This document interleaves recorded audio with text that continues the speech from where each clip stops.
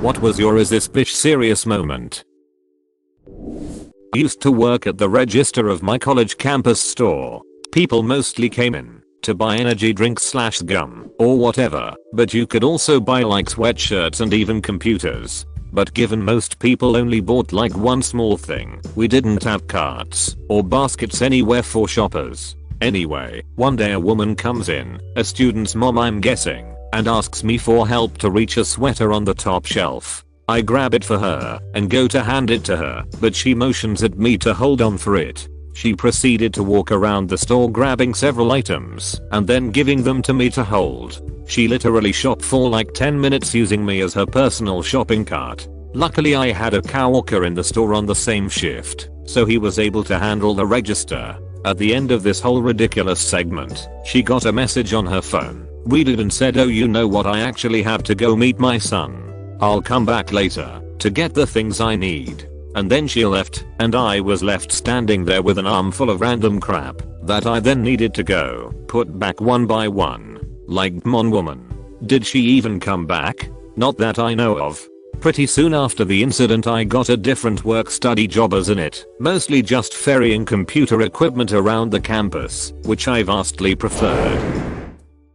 This one girl in my class loved to apply perfume whenever she could, despite the fact that the girl sitting next to her was very sensitive to fragrance. One day she sprayed a whole bunch on and the girl started having a coughing fit and then a migraine and was sent to the nurse's office to calm down. When the teacher asked the girl why she did that, all she said was, "What's the big deal? It's not my fault. I don't like people sometimes." The opposite end of that happened in one of my classes. A girl pretended for years to be highly sensitive to fragrance. She would cough and choke until she was blue, have incredibly frequent asthma attacks, vomit, faint, have to leave the room or go home, even having to stay in hospital for days. Everyone was naturally very careful around her. But one shrewd cookie noticed some inconsistencies with this great performance, and one day he sprayed a ridiculous amount of deodorant behind her, out of her earshot and eyeliner, and she didn't so much as flinch.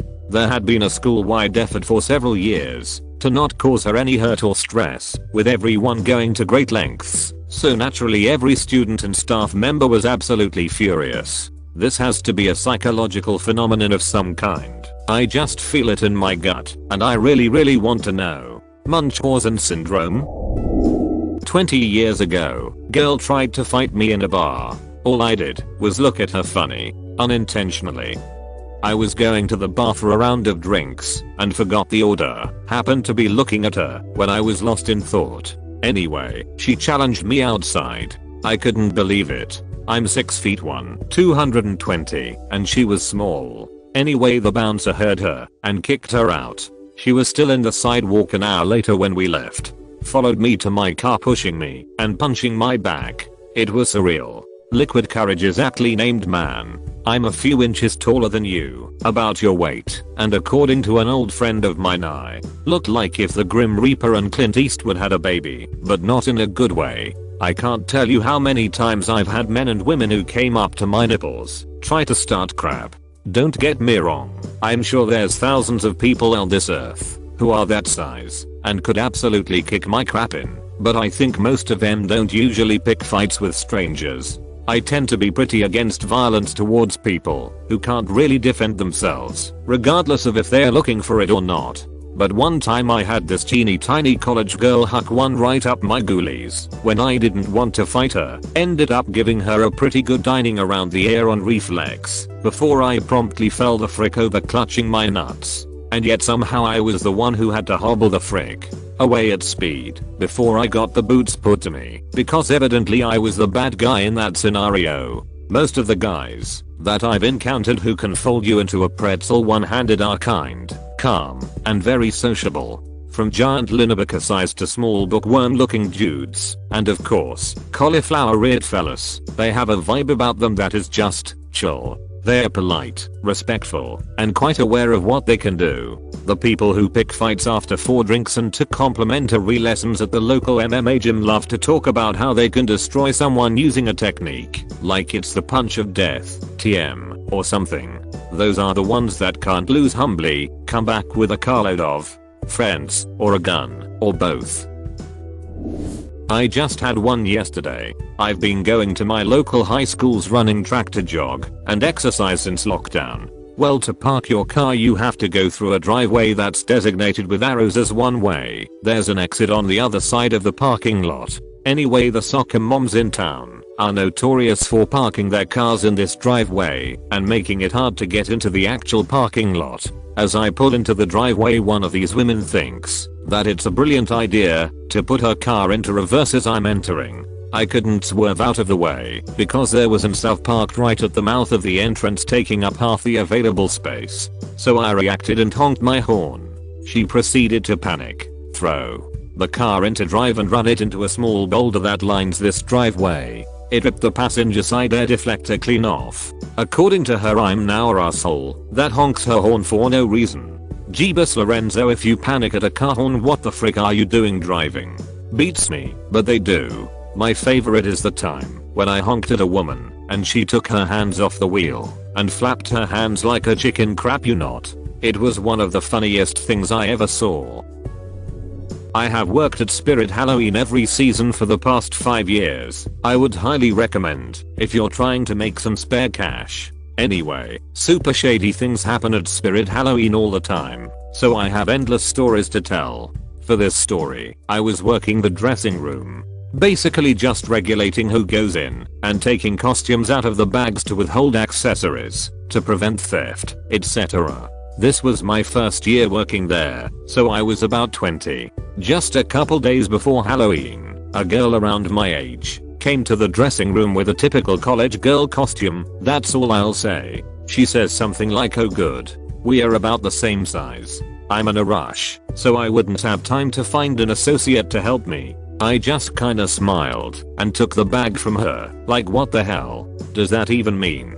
I unpack the costume, leave the accessories, and put it in a basket to carry to the dressing room. She looked really confused, so I just asked her to follow me and I'd get her a dressing room. I wish I was making this crap up, but this girl says to me, "Why would I go back there for you to change?" Huh. I can't even remember exactly how I responded because I was so confused, but it was something along the lines of, "You try on the costume yourself so you know how it fits you. An associate doesn't do it for you." And this girl had the audacity to be mad at me for saying that. Her response was basically, "Well, I don't want to have to get out of my clothes and change into the costume, so it isn't worth my time." That's so unsanitary to have a bunch of people trying the costume on instead of you just doing it, so I don't even want it anymore, followed by her storming out. Based on my experiences managing a Spirit Halloween and dealing with the dressing rooms, I thought this was going somewhere very different. Where did you think this was going? I worked at arcade/bowling alley combo that served food like a full restaurant. My position had me deliver the food and take the dirty dishes to the back. So, there's a group of like 6 people bowling, and they ordered our sampler platter that had a little of everything from the appetizers menu. I bring this platter out and set it down, asking if there was anything else they needed. Without really looking, this woman says, "We are good." I begin to turn around, and this woman grabs my arm and yanks me towards her like I was a kid and says, "Where the frick are my chicken wings?" In disbelief of what was happening, I paused looking at her, then the platter, eventually saying, "They're right there ma'am, in this little basket on the platter." She lets go and with a skeptical expression says, "HMM. Okay," as if she really didn't believe the wings were there. If I didn't hate working there and my shift was any farther from being over in 10 minutes, I would have spoken to a manager, but I didn't care enough to stay to get it sorted and just wanted to leave. Man, I swear, working in the food industry is a whole crap. Generally, most people are normal, but you get to see the crazies. I used to work at Subway in my teens, and a man reached over the glass to get in my face and yell at me for putting mayo on the wrong side of the bread. I one time had a customer smugly tell me it's a frappe, not a milkshake, and laugh softly, giving a look of "Can you believe this guy?" to the people he was with. When I tried to clarify, he just cut me off and put his card in. When he was charged for the clearly separately labeled menu item called a frappe, as well as being given a frappe, he was mad and demanded to know what we had charged him for. I've never seen a grown man act that much like a child, and thank frick he never came back, at least not while I was working. Coworker gave me the whole "we're all in this corona thing together and have to sacrifice together" speech, then called a departmental meeting, excluding me, to bully our supervisor into making sure that 100% of lost hours and lost income from scheduling changes and cuts fall on my shoulders, while all of her and her friends' paychecks remained completely intact because he's just a part-timer. We're the real team here and not him. Technically he's not entitled to any hours at all, so it's okay to cut them all. My income for the month dropped over 50%, while the real team that I've been a part of for 5 years didn't lose a dime. You can file for unemployment for that. My boss, who is in fact a huge sweetheart, decided to make it up to me by tacking on some work from home hours for a little bit of money and to maintain my benefits. This, of course, was just enough to disqualify me from claiming unemployment, and that's $600 a week, which would have paid twice what I make at this job. Moot point. I filed for 2 weeks of benefits the first week of April and never heard back. Most people who file in this state aren't getting crap due to the sheer backlog and understaffing. Lady standing outside the grocery store this weekend harassing those who went into the grocery store by saying stuff like, "If you trust God, you'll remove your masks." Yesterday I read a comment section on one of those "Bill Gates wants to implant everyone with microchips via vaccines" articles. Some reasonable person commented that you could reject all medication that way if you are so paranoid, thinking people would get the absurdity of it. But the responses were in the fashion of "reject all vaccination." Don't trust the government to have your best interests in mind. They want to break up your family, to make you into a controllable unit, and destroy your children's health. It's clear that this is what the ultra-liberal Darwinists want. They are planning a demise of humanity. Another one was, "That's right. People are not healing people and health does not come from doctors. It comes from God and the Holy Spirit. Do not believe Western technocratic scientific medicine. It's a form of biological warfare against the Slavic nation. And if you go ask Bill Gates for a priority dose of the injection, you complete moron." Sigh. This is Russia BTW. I've encountered Redditors saying this as well. Who came up with this bullcrap? Mine was when we went out drinking with 4 of my friends from college and played Never Have I Ever at a bar. A friend of mine, let's call her B for bitch, knew something about me that I was very embarrassed about, and it made me anxious even thinking about it. B knew these two, so naturally she brings up this very specific thing in the game, then looks at me directly, making it obvious for everyone at the table that I've in fact done this thing. This hurt me, but was not actually my "is this gal serious" moment. It came afterwards, when another friend realized how uncomfortable I was, so to keep the game going and move on from me, she did the same thing with B, telling the table something that B has done. Long story short, B flipped out in the middle of the bar, started yelling at my friend for being rude and exposing her to all of us, humiliating her, etc. This might not sound that irrational from her side, but the catch is that we all knew about B's thing because she already told us and other classmates about it numerous times, whereas with mine she was the only person who knew. Needless to say, we are no longer friends with B after that night. Yikes, man. Good thing B buzzed off then. With friends like that, your enemies pity you too much to do anything else.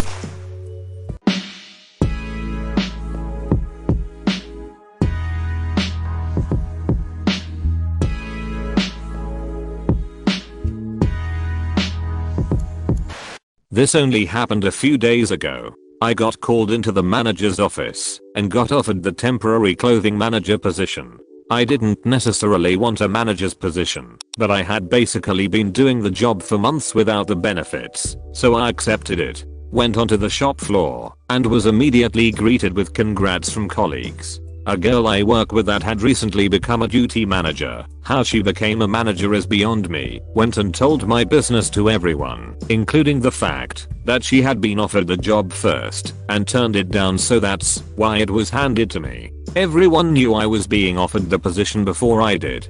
15 minutes later I'm approached by a different manager saying there's an issue with putting me on the system, but they are trying to rectify For the next 2 hours I listened to the girl telling everyone and anyone how hard she is going to have it, that she will now have to cover the clothing department as well as her own department. She told colleagues, friends, and even customers who didn't even ask. She made my business known to everyone. Eventually I was brought into the office and officially told that I wouldn't be the clothing manager. Boss missed a deadline to put me on the system. The manager apologized profusely, and I went back out on the floor to hear the new DM telling my story yet again. Longest shift ever. Holy freaking crap, what? Get the frick out of there at your next opportunity. Had a new boy in the office who had no idea of what personal hygiene consists of. Not a great start. He was loud and obnoxious, not even good at his job. Then one day, at the smoking shelter, he starts talking about catching rabbits in traps. He's pointing to the fields around the building and saying he's going to ask for permission to put traps out there. We laughed. For all the crap he talked, not one of us took him seriously. When we go back inside, he heads straight to the cubicle of our office manager. This cubicle is adorned with pictures of rabbits. Some are her pets, some are just rabbits she thinks are cute. She has statues, rabbit pens and pencils. Nobody in their right mind would have asked this woman in this cubicle about going trapping rabbits. He did. I was surprised he made it to the end of the day. I was not surprised when he didn't return the day after. So far this one is my favorite.